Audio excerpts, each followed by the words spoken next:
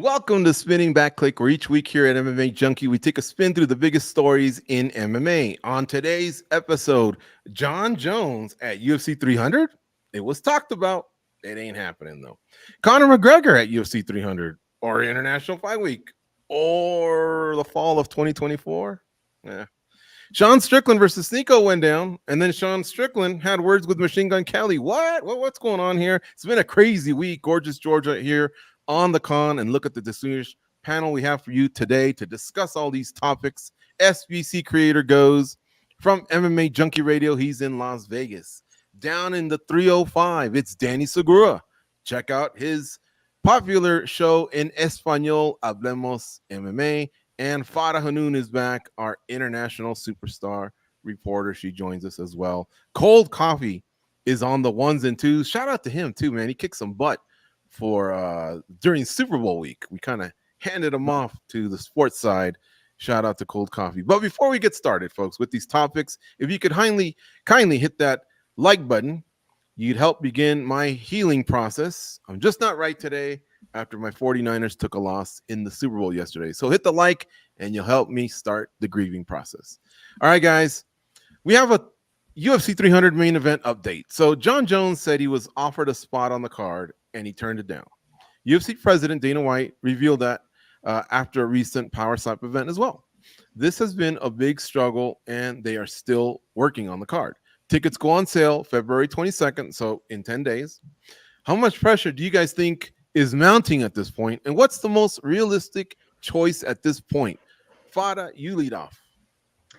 It's tough to say because obviously there are things going on behind the scenes that we don't know about, but based off of the fighters that we're linking, because obviously we think about UFC 300 as a mega event, based off of the fighters that I could think of that could potentially make it, I think of Israel Adesanya. Now, people are linking Adesanya to two fights, either a title shot against Dricus du Plessis, or they're mentioning the possibility of him challenging Alex Pereira, a weight class above, for the light heavyweight title. Now, I know Adesanya had mentioned that he was going to take a hiatus after he lost to Sean Strickland, but it seems like he's, I don't know, the one that more likely is game to actually make it to 300. How much has he been training? I don't know. But I think he's kind of hinted at it in his Instagram stories and stuff like that. He's got two fights. He is coming off of a loss. I'm very well aware of that. And I know some people think it might not make sense. But storyline wise, he's got a big story going on with Alex Pereira. He's got a big story going on with Dricus du Plessis. So it just seems when you think of mega events, selling pay-per-views and a big storyline. And Adesanya is a big star, even though he did not put on the best showing against Sean Strickland. Credit to Sean Strickland. At the end of the day, he is a big name. And when you think of UFC 300, I know the UFC are looking for a big name like that. So I think most realistic. Now, I don't know what the UFC are working behind the scenes, but it just seems like Adesanya has two big options. Is Dricus ready? He didn't confirm that. Alex Pereira, we don't know, but I wouldn't be entirely surprised. Then you've got Leon and Bilal. I know people don't want that as a headliner, but that could be an addition as well to the card. Yeah, you're right. People are forgetting about it. Bilal Muhammad versus Leon Edwards. It's been talked about. And yeah, I think Israel Adesanya is a valuable option. Danny, what are your thoughts, man? I mean, look, we're asking Jones to be a part of it. That means they're scrambling a little bit because Jones was hurt late last year. I think October-ish. They said he's 9 months, so that math doesn't really compute. I know he's doing some tackling drills down in Australia or New Zealand or something like that. So he looks like he's pretty healthy, but I don't know if that's healthy enough for a fight, man. But what are your thoughts here, brother? Yeah, this whole thing has been kind of a mess, and it's been interesting. Dana White is finally kind of admitting, like, this has been interesting. This has been a bit difficult, and there could even be like a whole serious shot around the making of this UFC 300 main event. But before that, it was like, oh, should I announce it? Should I not? Maybe I announce it. It's like as if they had already something in the books, but clearly they don't at this point in time. And if they're asking Jones, yeah, I agree with you. That means they're desperate because clearly Jon Jones, his injury was pretty bad enough that maybe some people say that he should have relinquished the title, but we expect them to come back later this year. So, April just seems to be way too soon.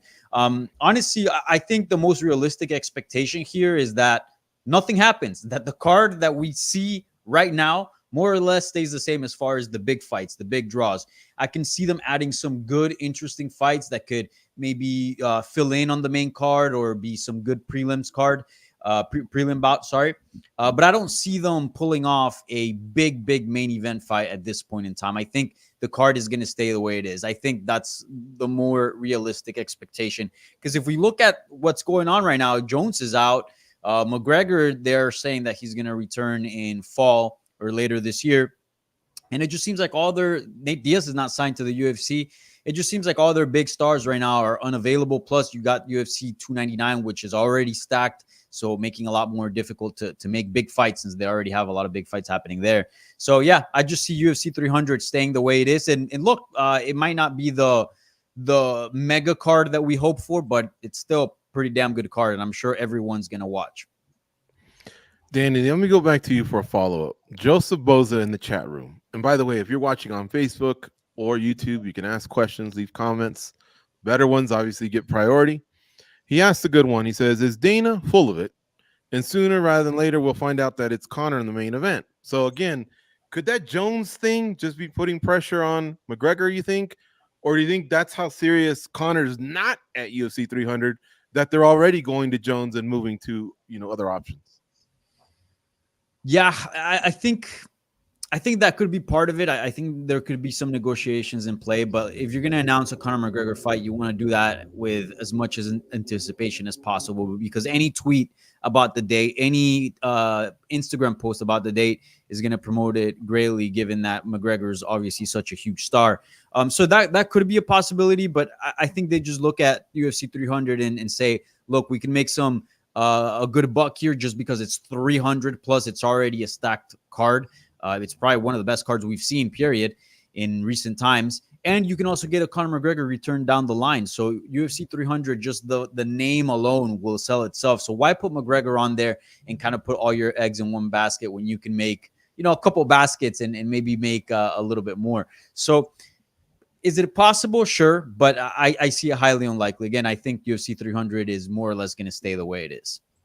Eric Pace in the chat room says, you do understand that this event is 2 to 3 months away. It's actually 2, because it's, I think, April 13th. So it's February 12th. It's 2 months.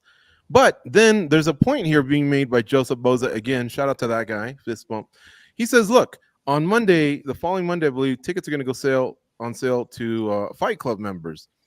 I mean, this is a serious thing. Like, if you live in Nevada, that's a $400 flight. If you live in Ireland, I think you want to plan your holiday if this does revolve around McGregor. Eric Pace, I feel you, man. I'm a spontaneous dude, last moment guy. It doesn't bother me as much. But there are other people that are planners, and they want to know, am I getting a hotel, where I want? Am I going to spend the money? But are the fighters that I like going to be on the card? So that's why we cover it all here on Spinning Back Clique every Monday live, noon Eastern, 9 a.m. Pacific. Please hit that like button, though. Need more of those. What are your thoughts here, man? What's the most realistic choice for UFC 300 at this point, knowing all that info that's dropping? Man, the whole situation has just been crazy. Like, it's been a roller coaster for everyone, for fans, media, all kinds of people. But I'm kind of with Danny here, in the sense that I'm not one of these guys that's like really marching with a pitchfork and torches and all that. Like, I feel like we have a pretty decent card. It's pretty good. But it's that feeling that Dana White has given us that something spectacular is coming. And he's been so vocal about it that it kind of makes you feel like you're missing out, even though you have realistically a pretty damn good card. So, it's got a little bit of everything. It's got fights that matter. It's got fun fights. And we did have that one sort of surprise with Kayla Harrison. But we're just left wondering what could we have gotten? What is it that they were planning that just kind of fell through the cracks? That hurts a little bit. If I had to pin it down to somebody, I think it's probably Israel Adesanya related. I love Pereira, but if you put him on there, I just don't know that it makes everybody go, okay, that's what they've been trying to do. It doesn't really fit. DDP would be nice, and I think it would fit perfectly. The only problem is he just looks so banged up coming out of that fight that even if you told me, hey, he's good, I just don't feel like we would get a really true representation of really both of those guys. Because you have to remember, at the same time, Israel Adesanya, he wanted to walk away from the game and just be away. And it just has one of those feelings where, like, if you just give somebody enough money, they'll come out and fight. And that's great. But at the end of the day, like, we do want to know who is the better fighter. And I do want to know, is it going to be 100% DDP? Is it going to be 100% Israel Adesanya? I'd probably rather have that than to just kind of squeeze somebody in just to make the card that much better, because it is a pretty good paper. And plus, like, haven't we all talked about how big that fight could possibly be in Africa, right? Like Danny was saying about all the eggs in one basket. I think maybe you just want to spread it out. They might just have to take the loss here unless they can come up with something outrageous at the end. We saw David Feldman met with them, right? I mean, what if you just, he's not signed Nate Diaz, but what if you just grab him and say, here's a ton of money, and you tell David Feldman, man, you know what, give us Mike Perry and let's just put chaos on there, something like that. But honestly, that's not a main event though, right? You're not saying that's a main event. No, just to kind of feed that card and get us all to shut up a little bit. But at the end of the day, man, like, you don't have to pay more for this card. It's pretty good. And I think they just have to cut their losses. I don't see anything else really coming. Nate Diaz versus Mike Perry would be just fun. I'll take that at this point. Chaos. Guys, where's the perfect? I just need one of you to chime in. We'll take fodder on this one. Let's just say something's cooking this week. Should Dana White do that thing where he just lets it go, matchmaker meeting, or I don't know, or do you like it when it's UFC 297 and boom, it drops there? I think those are dope. That's kind of old school. What do you prefer? Yeah, I mean, I wouldn't be surprised if we got a random video announcement, but it would be cool if they did announce it on UFC 298. And I know Danny and Goes are talking about the card maybe just staying intact. That would make life easier, but knowing the way Dana kind of thinks and functions, I feel like he absolutely wants to make something happen. And don't forget, UFC 200, we saw DC and Anderson Silva, so we could end up with something completely random out of left field that could involve a bigger name. What? I don't know. We've talked about a lot of the scenarios, but I do feel like something is going to be added. And as you know, Leon and Bilal is a fight that should be added regardless, but I think we're going to get something out of left field. What is it exactly? I don't know. If it's not one of these like title fights or big fights, it could be just something that surprises everybody. I don't think they're going to let it go. I don't think the UFC are just going to let it go and have it as it is. That's just my personal feeling. All right. Just like I said, we are seeing you on Facebook. Shout out to Alex Bills. Quay Stefan says, I think the UFC dropped the ball for UFC 300 by splitting up the fight announcements. Sky Vizen El Daddy says, I think stacking 299 takes a bit away from 300. Jamaican Lone Animal says, Izzy's not going back up without taking his belt back. Interesting. But he would be going for a belt if he fought Pereira, and he wouldn't have to drop down to 185, although I've never seen that as a problem. But we're going to move on, all right? We're going to move on. The aforementioned Conor McGregor. Let's talk about him. So Dana White says McGregor's return is not even going to happen until the fall. He said that on the Pat McAfee show during Super Bowl week. So that clashes with McGregor's announcement that he'd be back on the 29th. Remember the wine? All that, the devilish laugh. What's going on here? Who's to blame for this mess? Is it just negotiation in the public, like we mentioned in topic 1 with Jones and all that? Or will we get McGregor on June 29th, which is International Fight Week, or maybe even that long shot UFC 300, Danny?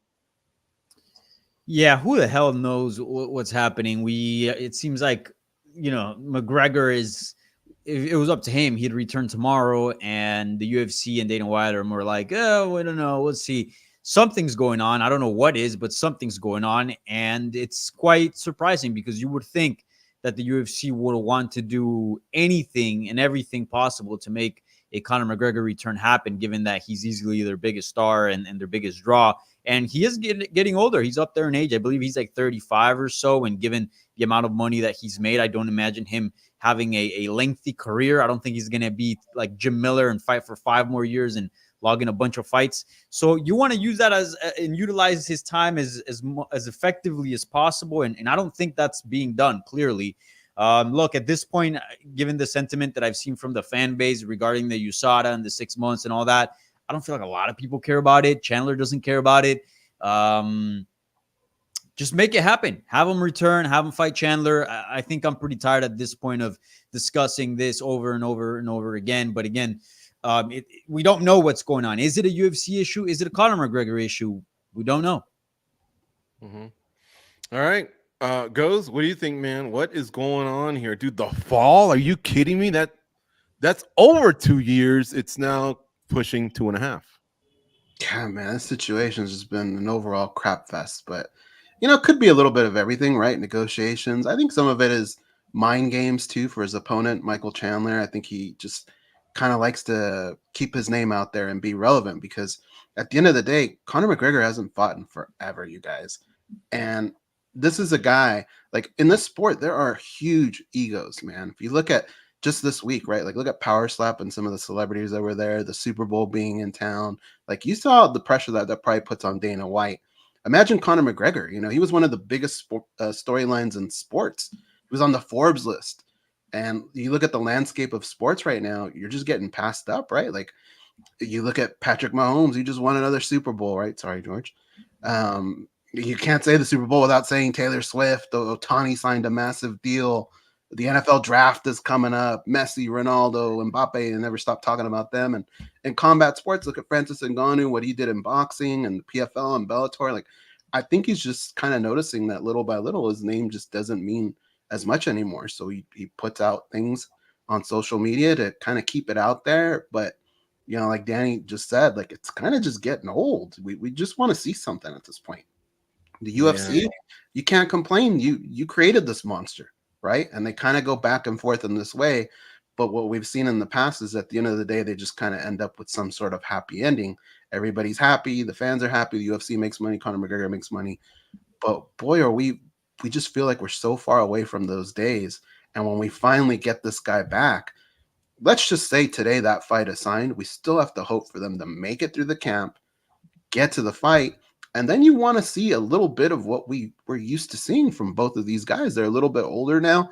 Hopefully that fight is entertaining, but it just feels like forever before we ever get back to this.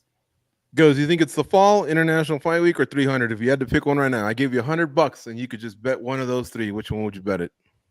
The fall. Yeah, me too. It looks like it. I don't know.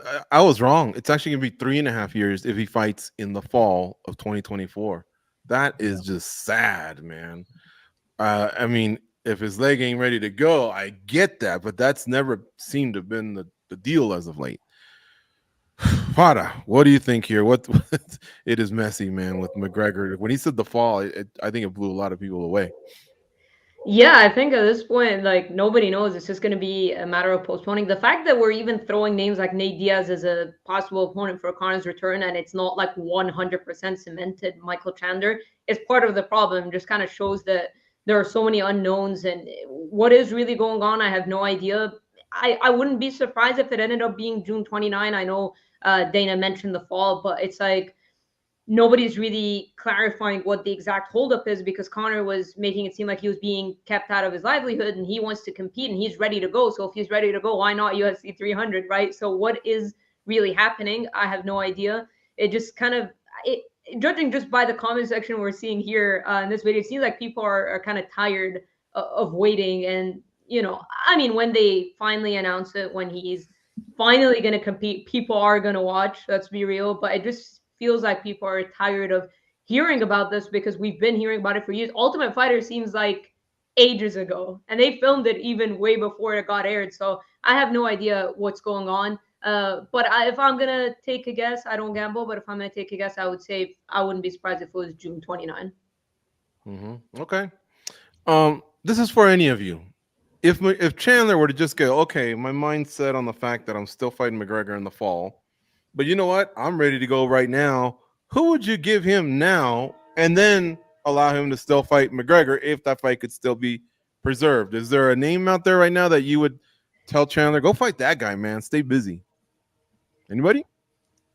All right, no. First of all, how do you even get up for anything after being told you're going to fight Conor McGregor? So that's going to be very tough for him because if you look at kind of the big names in the division, he's kind of already fought them.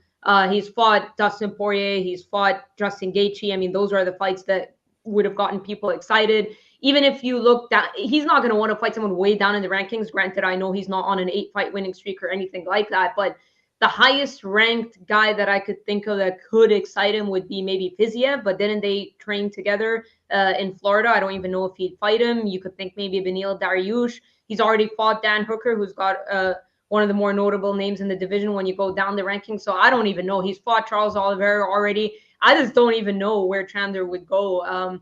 Unless you're talking about maybe Max Holloway, if he sticks around in lightweight, whether he loses or beats Justin Gaethje. I don't know. But it just seems very hard for me to imagine Michael Chandler getting up for anything after being told he's going to fight Conor McGregor and after waiting for that long. It's true. It's just that these fighters, man, when they take these long time, these periods of time that are long, they really don't look that sharp when they come back. Some do. I get it. Dominic Cruz will always say there's no such thing as ring, but some really look off. Chandler's starting to creep up in that territory. I still want him to fight McGregor at some point, but enough's enough. And you come up with a name, goes? You think of one? I like the Dariush one. I like that name. As soon as she said it, it kind of clicked. I go, yeah, Dariush was just on that win streak that Danny talked about, or fought. Someone said 8 fights. He was on something like that. Got derailed, but he still has a little name value out there. I just feel like when somebody promises you steak and something else shows up, it just doesn't feel right. So if I'm Michael Chandler, I know this is a name I already brought up. He's not signed to the UFC, but I play a few games with Conor McGregor, and I try and take one of his legs out, and I say, you know what? How about Nate Diaz? He doesn't want to fight Nate Diaz. He doesn't want to fight me. I'll fight him. And I think that's a fight where you have a guy that hasn't fought in a while in mixed martial arts. It's they'll stand and bang with you. But when things don't go your way, you can take them down. And I would try and do something like that. It'd still give you a lot of money, not Conor McGregor money, but it'd probably still generate a lot of money. And I'd probably do that and see if I can't get in Conor's head a little bit. That's actually not a bad idea, Goes. I don't know why we've always thrown out Poirier versus Nate Diaz, and I've always been warm to that one because they got a little bit of heat. I'm happy with the Benoit Saint-Denis matchup for Poirier, so we'll leave that alone. But yeah, him versus Nate Diaz. You got one, Danny, or move on? I was gonna say like either RDA or Moicano. I think those guys make sense. Yeah, Money Moicano. I like that one. He's been cracking me up lately. All right, let's move on here, man. I kind of feel the chat. It does get a little nauseating, man, but he is a huge polarizing figure in our sport. That's why we hit it. All right. It doesn't happen often, but it does happen. A UFC champion as the underdog in a title fight. The Alexander Volkanovski Ilia Topuria fight is close to a pick'em right now. Some are even at pick'em. By week's end, it's conceivable Topuria could even close as a favorite because that's the way it's been trending. When champs are underdogs, they historically have done pretty well, which bodes well for Volkanovski. But Volk has been solidly favored as champion most times, unless it's been against the Islam Makhachev pairing, the 2 fights that he had there. So why is there a slip all of a sudden here? Panel, is Topuria just that good? Am I missing something here, Goes? Yeah, I think Topuria is that good. I mean, confidence-wise, he's sky high. He can threaten you anywhere where the fight goes. He can do a lot of things that Volkanovski can do, and he doesn't have the wear and tear that Volk has, right? So this fight for me is probably the most compelling fight coming up here in the next few pay-per-views. Like, I really want to see it, and it makes sense that the odds are getting that close. But if he gets past Volkanovski, I mean, this dude can really, really go on a run. Like, if you honestly put yourself, if you're a longtime featherweight, put yourself in this situation. Like, you had to deal with Max Holloway for so long. You finally get that fool out of the way, and here comes Volkanovski, and he's ruling the division. And now possibly you got this beast coming. Like, Ilia Topuria is no joke, man, and he could really, really put on a show. On the Volkanovski side, we have questions. The one thing that I've always been able to say about Alexander Volkanovski is the guy gives you an honest training camp. You know what you're going to get. He's always training. And now with these comments that he kind of put out, it kind of makes you wonder about that, right? Like, is it that easy to just kind of flip the script and say, well, I shouldn't have been doing that. Now I'm going to do this. That's not always so easy, especially when it comes to alcohol, right? So, but the thing with Volkanovski is, like, he's just always shown us that he's hungry, man. I think he is going to make the adjustments. And, sorry, George, to bring up the Super Bowl again, but when there's 2 minutes left, you want the best guy out there. You want him running the show. And Alexander Volkanovski's kind of been that guy in his career. this is kind of his Super Bowl, right? Like he's been in these situations, these high pressure situations. He has the experience. So at the end of the day, I'm kind of leaning Volkanovski, but man, Topuria, that dude, he's a monster, and I think he could maybe possibly come in, not just take this fight, but maybe go on a run afterwards. Goes, that's 3 times you've mentioned the Super Bowl, man. You're stabbing me in the heart each time you say it. All right. Fada, what are your thoughts here? What is going on that the odds are evening things out? I mean, arguably, Volk is the greatest featherweight of all time. We say that Aldo's the greatest featherweight champion of all time, but Volk's even closing in on that one. What's going on here? Well, I think, Dustin Poirier was asked that question when asked if what he thinks about being an underdog against Benoit Saint-Denis, and he said, Benoit is on a winning streak. I'm coming off of a knockout loss, so he gets it. So I think this is similar to that. You've got a young, hungry, very talented Ilia Topuria who's oozing confidence, throwing things out there, saying like Volkanovski is going to be one of the easier fights of his career. He's talking about selling out the Santiago Bernabeu. Like he's doing all the right things promo-wise, and it's reminding a lot of people of Conor McGregor versus Jose Aldo. So when you combine his confidence and how he's looked, and he did go 5 rounds with Josh Emmett and looked dominant there. So if anyone was kind of wondering if he could go the 25 minutes championship rounds, he showed us he could do it against a very dangerous Josh Emmett.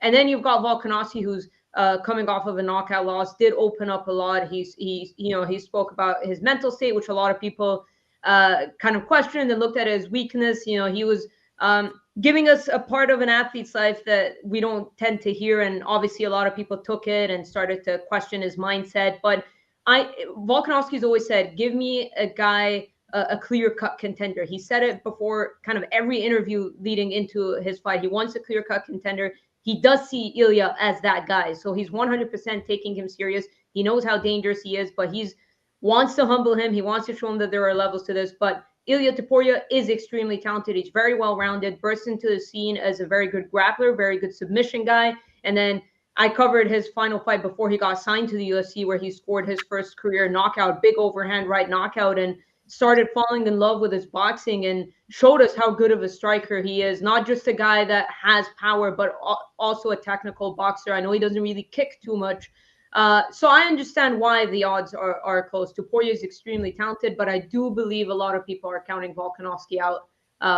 He is still very damn good, still hasn't lost a featherweight in the UFC. Mm-hmm.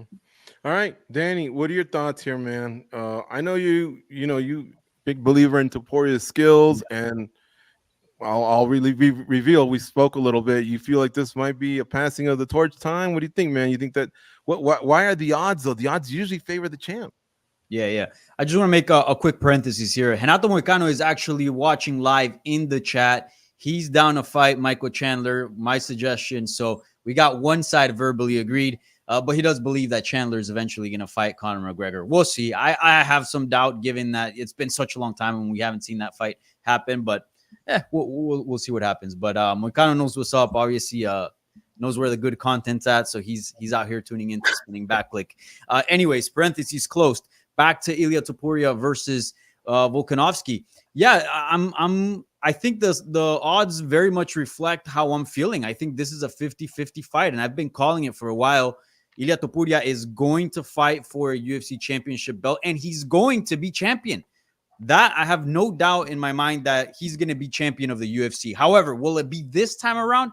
I don't know. He is 26, so I think by the time he is 30, he's going to have that championship status next to his name. But I don't know if this is going to be the one because he's fighting Volkanovski.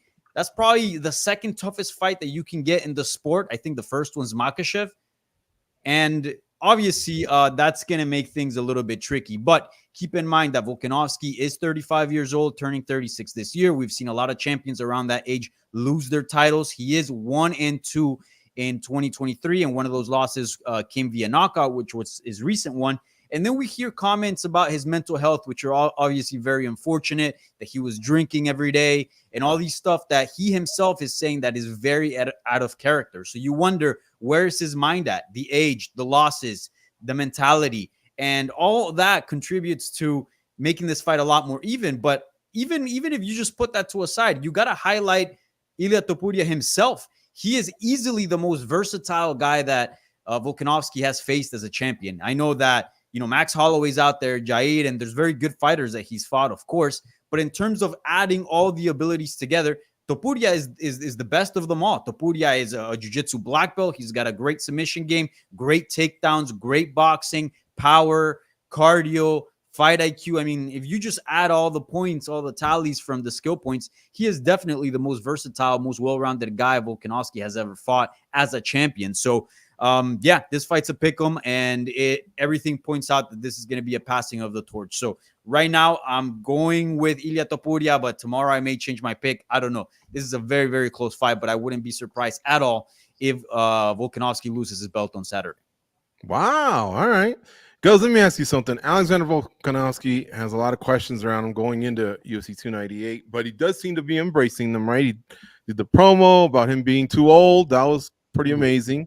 The comments about the daily drinking, he put it out there. Those were before the Makhachev rematch. Do you think Volk casually just found a way to, bring the betting line down? I'm not saying he would bet on himself. Maybe his homies would. That's legal. Just the camp, the coaches, and he can't. Or in a way, has he shoved a lot of pressure on Topuria? I think, at the end of the day, I think he just likes to have fun. I think that's why he put out that video. It was a lot of fun. And as far as the drinking goes, like, he's been one of those guys that's just always been very honest with his career, with the people. We saw him on Tough. He's a very honest dude. And it's kind of brave to put yourself out there in that sense and tell people these types of things. But at the end of the day, like, if you look at his overall career, it's a guy that's kind of done it right. I've disagreed with maybe him taking that last fight, but really, when you look at a loss to one of the pound-for-pound greats like that in Makhachev, it's nothing to look down on. This is a guy that's figured out how to make things work, and I think he's going to make adjustments, and I think he'll come back. But I think the odds, like, despite him doing all that stuff, they kind of make sense, man. Ilia Topuria is that good. Mm-hmm. All right. Well, we'll see, man. Like I say, I like that he's kind of being honest and forthcoming and all that, but I think he just ingeniously found a way to just kind of like put a little bit more pressure on Topuria. That's just my take. I'm still gonna ride with Volkanovski, man. That guy shut me up so many times. I've gone against him on stat picks, gambling, and yeah, I learned my lesson a long time ago. Of course, it bit me in the ass against Makhachev, but what are you gonna do? All right. Renato Moicano, shout out to you. I remember you came to our studio at Mandalay Bay with your manager, Alex Davis, and we would love to have you here on Spinning Back Clique. I think he's in Brazil, too. Caught his show the other day with the MMA Guru. So shout out to Money Moicano. We got to move on, though, here to number 4. We still got, 30 minutes left in the show, Money Moicano. Let's see if we hear from you. Continuing on with the UFC 298 talk. All right. Guys, I know that the caption says we're looking for the gems, right? We'll get to that in just a second. That was my bad. Little mix up there. First, I want to know who's going to steal the show, because we got some 3 badass fights. Whitaker versus Costa, Neal versus Gary, Dvalishvili versus Cejudo. You know that the UFC is going to stack up the security a little bit, right? So I want to know, between hotel antics, the pre-fight press conference, and the fight itself, which one of those steals the show? Fada, you go first. Okay, so in terms of kind of the build-up and whatnot, I think Ian Gary and Jeff Neal. Granted, we're not seeing anything crazy right now. I know Gary's been throwing these little videos out there. Jeff Neal's done a bit of media, but I do believe once we land in fight week, press conference, whatnot, because don't forget, I mean, before Ian Gary's last fight got scrapped, a lot of people were just waiting for him to show up to the press conference, of course, because Alexa, Sean, Strickland and stuff were going to be there. But just there's been so many headlines, negative headlines surrounding Ian Gary, and he's a very talented fighter. He's a rising contender that has championship potential, and I think that gets overshadowed because of everything that's been going on around him. So regardless, love him, hate him, want to see him lose. He's a talented fighter. He's climbing up the ranks, and he has some serious potential. And all those negative headlines that come with him draws intrigue. And Jeff Neal, on the other hand, don't forget, he's got a win over supposedly the current title challenger, Bilal Muhammad. At least I hope he's the current title challenger. But he's got some big wins on his resume. I know he's kind of been inconsistent, and that's been his biggest problem. But Jeff Neal has a lot of power, and he's a serious test for Ian Gary. So I definitely am excited about this matchup and everything that comes with it. In terms of under the radar, I'm going to go with Anthony Hernandez and Roman Kopylov. I think when people look at the middleweight division and hence the example of Joe Pyfer getting the main event, I feel like a lot of people think that there isn't too many rising talent at middleweight, and people forget about Anthony Hernandez. I mean, he's on a nice 4-fight winning streak, most recently finishing Edmund Shabazian. Roman Kopylov is on a nice 4-fight winning streak, and I think that's why they landed in the pay-per-view main card opener. So I think that's a fun matchup. I mean, Kopylov, weird kind of start to his UFC career. I think lost his first two. Didn't look like a fighter that anyone would have really cared to watch. No offense to him. And now he's put together a 4-fight winning streak all by knockout. So I think these guys both fly under the radar, and I think it's going to be a very fun matchup with Hernandez's kind of his grappling, and then Kopylov's knockout power. So I think that's kind of like the underrated one for me. I love it. All right. Yep. Shout out to Fluffy Hernandez. This is a guy who, by the way, watches no MMA. He's like Cerrone. I don't know if back in the day you guys ever heard Cerrone didn't really follow the sport. He just fought. He showed up. You need a guy, holler, right? Fluffy's exactly just like him, but he's a cool cat. We came to the studio once. Danny, how about you, man? Who steals the show? Fight antics, fight week antics, pre-fight press conference, and the fight itself.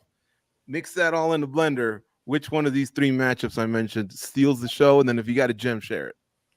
I have to agree with Farah. I'm going to go with Jeff Neal versus Ian Machado Gary. I think that one's going to carry the most attention. And look, both these guys are very talented. But, you know, she broke it down perfectly as to why this fight is so intriguing, both in and out of the cage.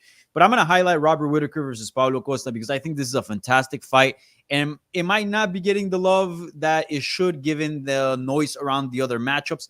But this is a great fight and a pivotal one for both guys. I mean, Paulo Costa has always lingered as a kind of top contender, but then he's also this meme lord, super funny guy, fan favorite. Can he kind of turn the corner out of that and become, I guess, a little bit more than a personality and more of a threat to the title? I think he can, but he has to beat Robert Whittaker in order to do that. And for Robert Whittaker, for the longest time, he was the uncrowned champion. He was the guy that the Max Holloway of the middleweight division, pretty much. But then we saw him against Dricus du Plessis, and then he lost, something that we've never seen before. He's always lost is in championship fights, not against other contenders. So this is a pivotal fight for both guys. Huge fight in the middleweight division. I think the winner here is going to get close to a title shot, probably. And yeah, I'm really interested to see how this fight shakes out. Striking wise, it should be a very intriguing fight. Who are you turning in on stat picks, Danny? Secret Juice or Whittaker? I did not like Whittaker's last performance, not even one bit, but part of me thinks that's probably an anomaly. My heart says he said he would win 9 out of 10 times. I think he went a bit far there when he talked about the maybe fight. it's true. I mean, Whittaker's a really, really good fighter. Good. I'm going to go with Whittaker, but I don't know. I think the secret juice might be enough. We'll see. All right. Goes. I need one from you, man. Who's going to steal the show when you mix in fight week antics, the pre-fight press conference, and the fight itself? Look, I think Merab Dvalishvili and Henry Cejudo, look, on paper, those are two amazing fighters, right? Henry Cejudo is a guy that not only has done great things in mixed martial arts, but he's one of the GOATs in combat sports overall, right? An Olympic level caliber athlete. Aside from the fight itself, like, they have nonstop personality. They're so funny. They're so good at keeping us entertained outside of the cage. So you mix what's going to happen outside of the cage with what could happen inside the cage. It's one of those fights that makes you feel like you wish it was almost 5 rounds because they're that good and they're that skilled. And they both make pretty good adjustments during the fights. It's Merab Dvalishvili's big moment here, right? This is what he's been asking for. Aljamain Sterling's out of the way. It's his moment to kind of shine and really threaten for that title. And for Henry, it's do or die, right? Like, Henry Cejudo, I said this last week, he doesn't strike me as a guy that would just stick around just to fight. If he doesn't think he can be the best in the world, I think it's probably time for him to say goodbye. And this fight just seems to have so much on the line that I can't wait to see it. It's really a coin flip for me, man. But I think right now, I think I might be leaning Henry. You got a gem for us, Cuz? You know that Miranda Maverick Angela Lee fight? I think that might be fun. That seems like it could be something pretty good. Somebody in the chat room was sharing that one as well as their possible gem. Frozen like Elsa says, Costa's going to steal the show when he pulls out. Hey, don't jinx it, man. This is a great matchup. We need this matchup to happen. Don't say that, Frozen like Elsa. Of course, why did I just say it, right? But yeah, it was Joseph Boza. He says his hidden gem is Andrea Lee versus Miranda Maverick. Let's see here. Frozen like Elsa says Gary's wife's husband throws in the towel as he gets mounted and TKO'd. Hey, listen, you got to have thick skin in this sport, and that includes us. So the chat room will get a little out of line every once in a while. As long as they don't cross that line, I'll read off some of these funny jokes out there. But Gary, you know, he's got a lot of stuff going on there with the controversial wife manager. I think the press conference is going to be popping. Of course, he likes to give it back, so maybe he's got some of that thick skin as well. But it's definitely going to be an interesting fight week. Fada, you want to chime in? Yeah, someone corrected me. I didn't mean Sean Strickland. I meant Colby Covington at the UFC 296 press conference with Gary not showing up to that. He's got weird storylines with everybody that I got confused because I know he's been kind of going back and forth with Strickland as well. But yeah, it was Colby Covington that people were kind of like looking forward to seeing what was going to happen there. But regardless, like you were saying, yeah, there's just a lot of intrigue surrounding Gary because he is a very good fighter as well. And I think that's being completely overshadowed. Yeah, no doubt. Danny, you're kind of laughing over there. You got gas or you got something funny to share? Just like you're reading the comments, I was just dying. I'm trying to stay composed here. But yeah, the whole Gary thing, if we're gonna address it, like it's I'm laughing, and I know it's gone into territories that are not funny because obviously he feels threatened or like for at least the safety of his family. And that's obviously, you know, I wouldn't wish that on anybody or the amount of hate that he's been getting. But it's just quite appalling to see how unanimous it's been. Like even Covington, as Farrah mentioned, Covington has a ton of fans. So does Strickland and all these like kind of fringe hated characters or heels or bad guys or perceived as that. A lot of them have big fan bases as well. On terms of Ian Gary, like I just don't see anybody out there, you know, trying to defend him and trying to kind of back him, which is unfortunate because he is a very, very good fighter. But if I could give him any advice, and I know it's kind of a very specific topic, but I'm not saying lean on it, but like I feel like sometimes he takes it too seriously, and that just makes matters even worse, right? Like if you look at like Stephen Wonderboy Thompson, like he got called the pedophile, I think by who was it? Was it Covington or something? Yeah. And he just laughed it off, and that, you know, that just slid right off, right? If he were to kind of fight it, I'm sure that would stick, and then maybe it would become a meme or something, as unfortunate as that would be. But yeah, he's a great fighter, probably going to fight for a title at some point in the near future, and probably champion. I mean, he's a quality fighter. And he's also opened floodgates himself with that T-shirt for Jeff Neal. Correct. And then he really viciously went after Neil Magny, where it didn't really seem like there was, you know, I'm going to take him in the woodshed and spank him like my redheaded stepchild. And all of a sudden he blew that up. So, yeah, he needs to be prepared to take it if he's going to dish it. You want to say something, Farah? Yeah, I'm going to take Money Moicano's question. He's saying, or more like a statement, saying Ian Gary can't afford to lose. So maybe I'll throw it a goes. Like, what do you guys think? Like, is a lot riding on him for this particular fight against Jeff Neal? Yeah, I think a lot is riding on him. I agree with that statement. A loss here would just absolutely kind of, he was so far up here with people talking about him and all the controversies and all that. You have to be able to back it up. You know, when you're going to talk that much, you have to back it up in the cage. And the second it doesn't work out for you, man, your stock just starts to drop because it's a card every week, you guys. Every week there's a different card. There's different fighters that you want to watch for different reasons. And you got to keep our attention. And for him making that much noise and to come out and lose, especially kind of depends on the way he loses too. It just wouldn't be, I wouldn't say it's something he can't come back from, but he definitely loses a lot of stock. I think there's just something shiny about that. And it's yet to go for Ian Gary. So when you're undefeated, you kind of walk on water a little bit. So yeah, someone gets you and they kind of take your legs out for a bit, and then you get humbled and you come back to reality. All the greats have taken an L along the way, with the exception of Khabib, right? I mean, there's some that are still in the process. Ilia Topuria, Shavkat Rakhmonov, probably a few others that I'm missing. But still, now when you get to that championship level, you win, you defend, hanging on to that to that in the loss column, that is difficult. But if you can maintain it and still talk some trash and whoop some ass, it's huge. And then if not, you do get sent back to the pack. And then guess what? That next fight has a lot of pressure, because what if you lose 2 in a row? Oh, he was all hype. So it's going to be interesting, man. I'm really, really fired up about the card. You three are getting me really fired up. The chat room is blowing up. If you just joined the show, please hit that like button. Subscribe to the channel. We do this every week, noon Eastern, 9 a.m. Pacific. I already know. We haven't even asked, but Money Moicano is going to be a guest panelist one week. He's hanging with us in the chat room here. We move on, though. We move on. Sean Strickland, he stole headlines on Friday. First for beating up popular streamer Sneeko in their sparring session at the UFC PI. Old Forrest Griffin had to pull him away because apparently the white towel, 5 of them, I think, flew into the octagon. That didn't stop Strickland. So a day later, he approached aggressively musical artist Machine Gun Kelly at the Power Slap. Dana White seemed rather fed up with Strickland when asked about him at the Power Slap presser. Where do you guys think this is heading, Danny? Nowhere really. I don't think this is that big of a deal. And yeah, Dana said a few comments like, you can't really have Strickland around human beings in general. And if you just read the comments like on a story, and this is why sometimes the context of the tone is important, and why I invite people to not only read, but also to, especially if it comes from a video, to look at the video itself.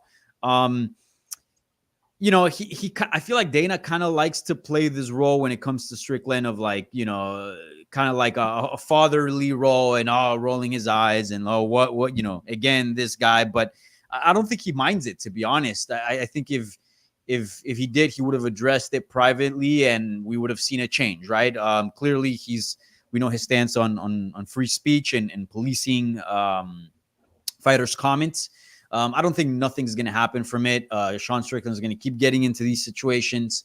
And as long as something legal doesn't happen, I think, everything's going to march normally. So, I don't really read too much into them. Strickland being Strickland. And yeah, I mean, I kind of expected this. You throw Strickland around a bunch of influencers, people that made themselves famous from saying chupapi muñeño and like all this stupid shit, to be honest, is dumb.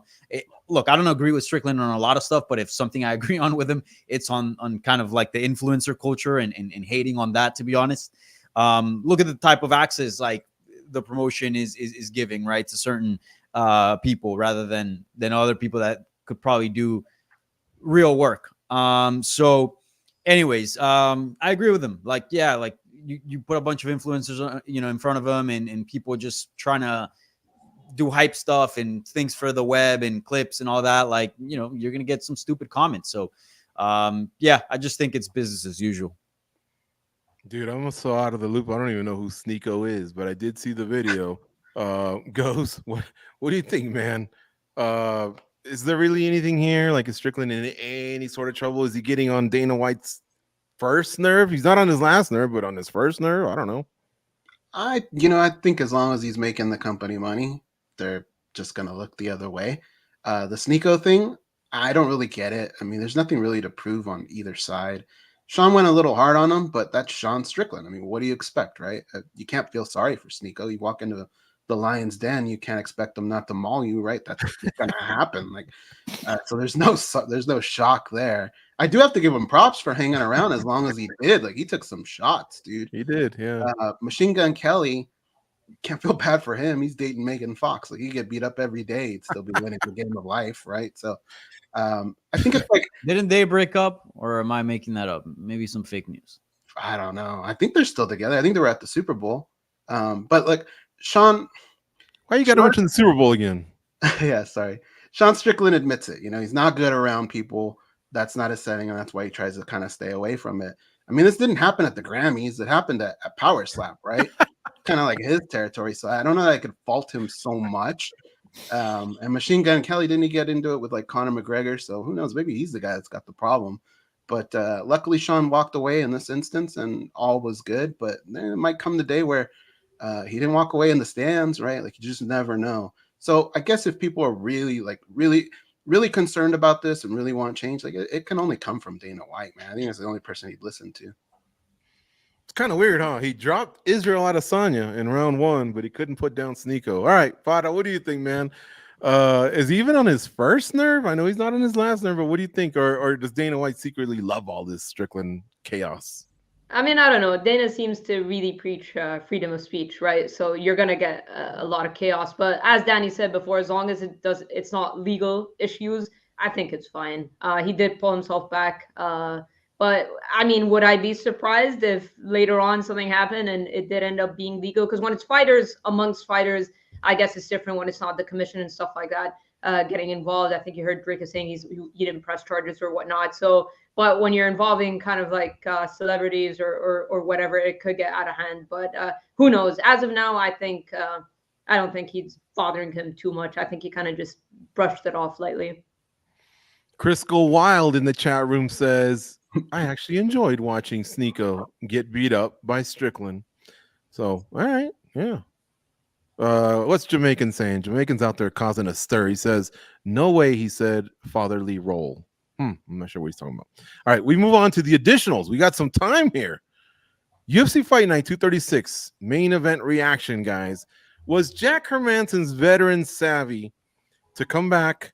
Was it that veteran savvy, or was it Joe Pyfer's fumble and his first UFC loss? The bigger story coming out of the headliner goes. Being a headliner like that's just difficult, man. For any fighter, they all kind of have a fumble here and there. But Jack Hermansson's a veteran, and I think he kind of showed that. There were moments in there where he was taking some really hard shots to kind of make the adjustments and put things together and come back and get a win. To me, that was kind of what stood out coming out of that fight. Shout out to Joker for sure. He rallied.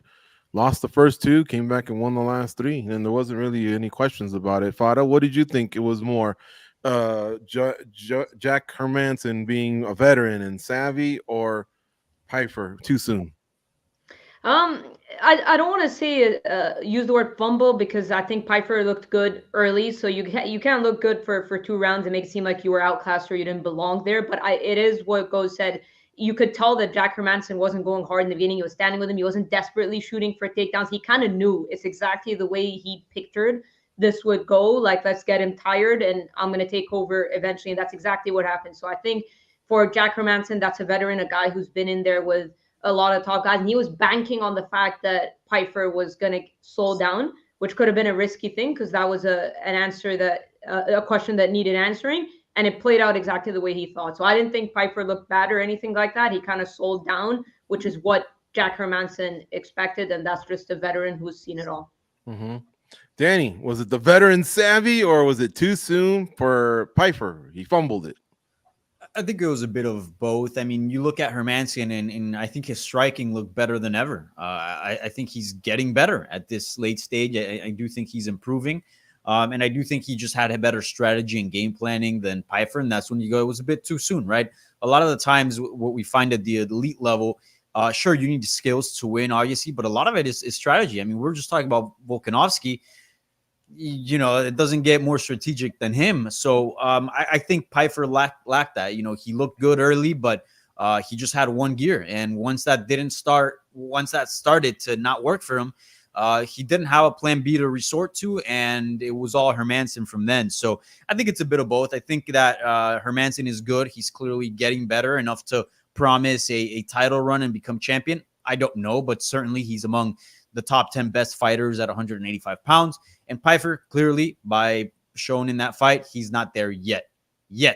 That's a key word, because he's just 27. So cut him some slack. I do think they give him a bit of a big jump up. I don't have a problem with him headlining in the Apex, but I think Hermansson, that fight probably should have been a fight or 2 down the line.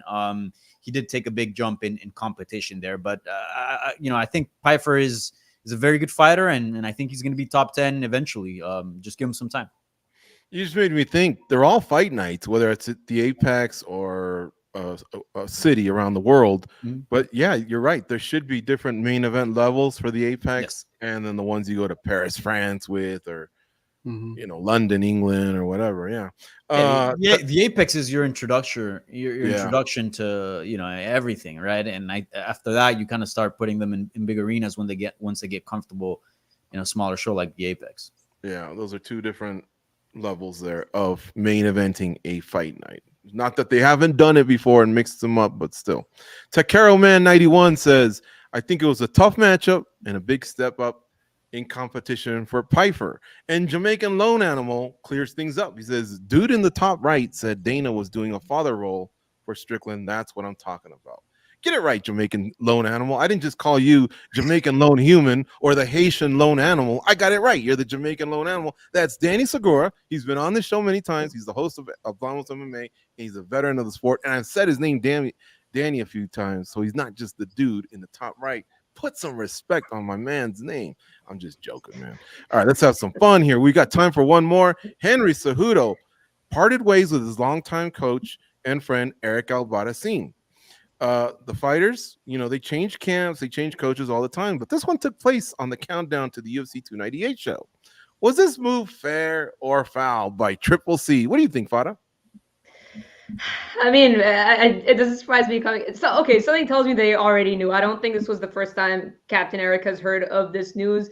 The idea of putting it out in the camera is probably something that but wasn't it Captain Eric that kind of encouraged Cejudo to go to the cringe route? I don't know. I could be wrong there. But regardless, it seems like they both discussed it prior. They just decided to put it on camera. I mean, it was talked about before that this is a fight that's flying under the radar. It is a very high-level fight, Merab versus Henry Cejudo, and maybe this was that extra added thing that's going to get people talking. But something tells me they probably discussed it in private before. Is it cool to put it out there in camera? No, but who knows? I think this is just Cejudo trying to spice things up and getting a talking point to his fight, which is exactly what he did because we're talking about it. Yeah, this is true. What do you think, Danny? Fair or foul, man? He did it on the UFC Countdown, the 298 show, whatever it's called. I disagree with Farah here. I think that Albarracin did get sort of, they broke the news on him while filming. If you look at his face, like he was clearly kind of shook. There's actually memes flying around regarding his reaction and his facial expressions to the news. And I agree in the sense that if they would have done what I believe they didn't do, which is what Ferris said, with all due respect, I think that's cool. Like, yeah, like go ahead. That's the way you should do it. You tell them, hey, look, I don't think I'm going to work with you. You don't know what the other person's reaction is going to be. You don't want a camera filming them. And then be like, is it cool if we say it on camera, if we announce it on the countdown? That's very different. But I feel like he did kind of broke the news to him, and that kind of took him by surprise. And he knows he's being filmed, so who knows what his real honest opinions were. So he kind of has to play it cool. But yeah, he kind of got, for lack of a better term, fired on the spot. So it is, I think it was a bit foul. I think you pull him aside, you give him the news in private and you break it down differently. And it was also just very like abrupt. It wasn't, there was no build up to it. It's like, 2-3 words and yeah, you're one of them, you're out. And yeah, it was surprising because Albarracin has been with him since the wrestling days. And yeah, I don't know. It's just surprising news. You think these two would stick it out all the way till the end, right? Fada, did he sway you, or did the dude in the top right, is he still wrong? I don't know. I find it hard to believe with the Captain Eric and Cejudo based off of history and what we've seen them in front of a camera. I don't know. I still think they kind of planned it for the cameras. I don't know. That's just me. All right, bottom right. What do you think? Fair or foul? I think foul, man. I agree with Danny. If you look at his face, man, I've seen that face before a lot in life, dude. That seemed like a pretty honest reaction. And regardless of whatever, whatever deal you have, if he knew or whatever, it still just kind of seems a little disrespectful because no matter what, whether you agree with the guy at the moment, you think he can't help you, he has helped you. He's helped you get to where you are. And I think you probably deserved a little better than that. So I don't think it should have been aired, but I don't think he knew going in, but I do think when it was done, they probably talked to him and said, hey, is this something we could put out? But yeah, it just wasn't fun to watch, man. Yeah, cringe or not, I don't think it was staged. And cringe or not, I just thought it was uncool to someone who's been a huge part of your life. And I think there's a story. Hopefully I get this right. But in Sacramento, years ago, Triple C was a little overweight. He was having trouble making weight, and he wasn't going to fight. And I think they were just going to send him home. And it was around that time where he was almost done with the sport. And he credits the captain for bringing him back. And then after that, of course, he became a two-time, two-divisional champion in the UFC. So yeah, man, I don't know. I like that his approach was honest and straight to the point, but I didn't like it on camera. And then when he probably knew that this was going to be put out, I think I would have said, hey, cut that out. Like, this is between me and my coach, cringe or not, this, I don't know, just don't feel right. But whatever. Those are two dudes that have been together for a long time. I'm pretty sure their friendship is thicker than just this moment, but still, Right. I definitely wouldn't have done that. And I'm pretty sure about that story. That was the captain, right? Didn't they share that story once? He guided him back. He wanted to quit after not making weight in Sacramento, I believe it was, when Triple C was just like a mid-card guy. He wasn't even champ or contender yet. Yeah, look, man, I mean, a lot of people do things for clicks, but a lot of things just aren't worth it. It's a very personal matter, and I think it just needs to stay that way. Yeah, people be begging for clicks. Oh, by the way, can you guys like this show, please, and subscribe and hit that little alert button, the bell, because when you hit it, you'll know we're on live. I'm pretty sure that's how Money Moicano wound up in our chat today. But anyway, yeah, no, it's an algorithm thing. That's why you always hear YouTubers and people talk about the like button. That's why I always push it on you guys. How about a round of applause for the panel, man? They were awesome today. Danny Segura, also known as Top Right, goes from MMA Junkie Radio, and our international superstar Farah Hanoun, who got some shout outs there. I didn't read them, but there were some people in the chat room. Happy to see you back, Farah. Of course, Cold Coffee glues all this thing together, and that cool artwork that you see attached on social media on our website, that's by our guy Abs of Steel, Kamikaze, Abby Subhan. It's a great show. And again, it's every Monday, noon Eastern, 9 a.m. Pacific. Also, on Saturday, Goes and I will be hosting a watch along on MMA Junkie. Check it out. Farah Hanoun will host a preview show that's at 5 p.m. Eastern, 2 p.m. Pacific. And then Goes and I will take over at 8 p.m. Eastern, 5 p.m. Pacific. 4 free fights. We'll watch them all together, right? But then you got a decision to make. And if you don't want to pay for that pay-per-view, although this one's pretty stacked, got to give them their shout outs. If you don't want to do it, we'll watch along with you, but we'll tell you what's happening in real time so you can just stay with us for the main card, which is the pay-per-view. All right, and we'll talk about all this when we see you next week, noon Eastern, 9 a.m. Pacific on Spinning Back Clique. Go out and be a champion.